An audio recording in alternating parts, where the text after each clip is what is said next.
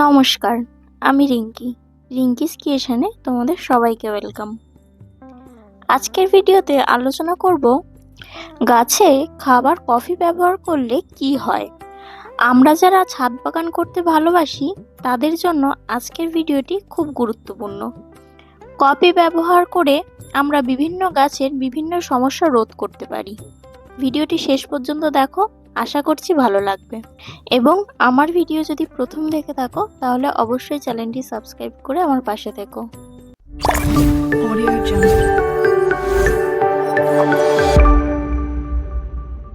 এখন ফেব্রুয়ারি মাস পড়ে যাওয়ার পরেও অনেকের লেবু গাছে এখনো ফুল আসেনি, কিংবা প্রচুর সংখ্যক ফুল এসেও তা ঝরে যাচ্ছে। আবার অনেক সময় দেখা যায় গাছে গুটি ধরে যাওয়ার পরেও সেই গুটিগুলি ঝরে যাচ্ছে। এছাড়াও দেখা যায় আমাদের লঙ্কা গাছের পাতা কুঁকড়ে যাচ্ছে, এবং অনেক সময় লঙ্কা গাছে প্রচুর ফুল আসলেও তা ফলে পরিণত হয় না। বা অনেক সময় লক্ষ্য করা যায় আমাদের ছাদ বাগানে অনেক গাছের পাতা হলুদ হয়ে যাচ্ছে, কিংবা আবহাওয়ার পরিবর্তনের কারণে গাছের পাতার মধ্যে কালো কালো দাগ লক্ষ্য করা যায়। এই সমস্ত সমস্যার সমাধান করতে আমরা গাছে কফি ব্যবহার করব। কফি আমরা ছাদ বাগানে কিভাবে ব্যবহার করব এবং কফি আমাদের গাছেদের ক্ষেত্রে কতটা উপকারী, চলো জেনে নেওয়া যাক। ছাদ বাগান কিংবা বাগানের যে কোনো গাছই কিন্তু অ্যাসিডিক সয়েল পছন্দ করে, আর আমরা কিন্তু ঘরোয়া পদ্ধতিতে কফি ব্যবহার করে গাছের মাটিকে অ্যাসিডিক করতে পারি। তো আমি এখানে নেসলে কফি নিয়েছি, কারণ এটা আমার বাড়িতে অ্যাভেলেবেল ছিল। তোমরা যে কোনো কোম্পানির কফি নিতে পারো। কফি সঠিক পরিমাণ না জেনে গাছে প্রয়োগ করা একদমই উচিত নয়, নয়তো গাছের ক্ষতি হয়ে যেতে পারে। তো আমি এখানে 1 গ্লাস জল নিয়েছি। 1 গ্লাস জলের জন্য আমি ব্যবহার করব 1 চামচ কফি। কফি কিন্তু গাছের জন্য একটি চমৎকার সার। কফির মধ্যে থাকে নাইট্রোজেন, ফসফরাস, পটাশিয়াম, ম্যাগনেসিয়াম এবং জিঙ্ক।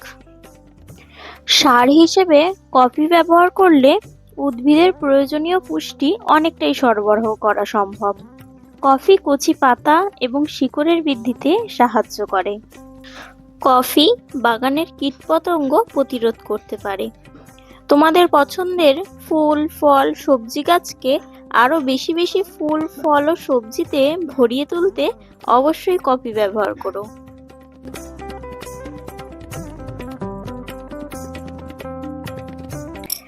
আমি এই কফির সঙ্গে 1 চামচ NPK 05234 বা সালফেট অফ পটাশ ব্যবহার করছি।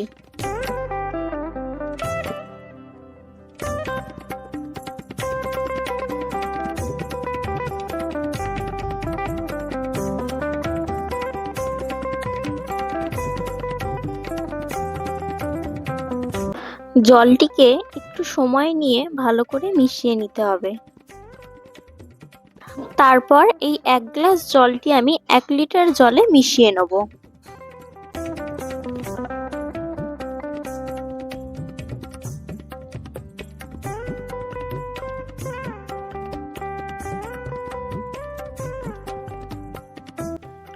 এবার এই মিশ্রণটি আমি 15 থেকে 20 মিনিট রেখে দেবো। গাছে সরাসরি এই কফির মিশ্রণ প্রয়োগ করা যাবে না, তাই জলটিকে 15 থেকে 20 মিনিট রেস্টে রাখার পর আমি ভালো করে মিশিয়ে নিচ্ছি। এবার এই মিশ্রণটি আমি আমার ছাদ বাগানের সমস্ত ফুল গাছে, লঙ্কা গাছে, লেবু গাছে প্রয়োগ করব।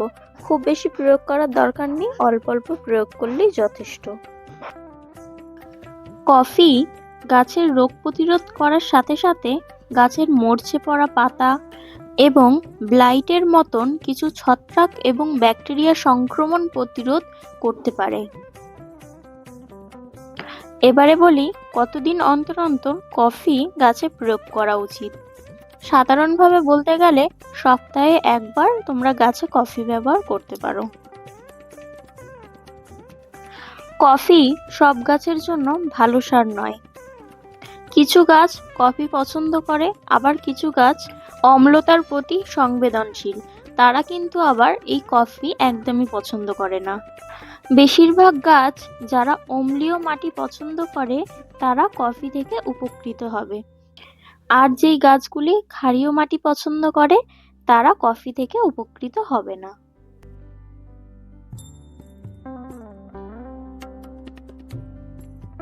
কফি পছন্দ করে এমন কিছু ফুল গাছ হলো গোলাপ, লিলি, গাঁদা, ম্যাগনোলিয়াস, ক্যামেলিয়া ইত্যাদি।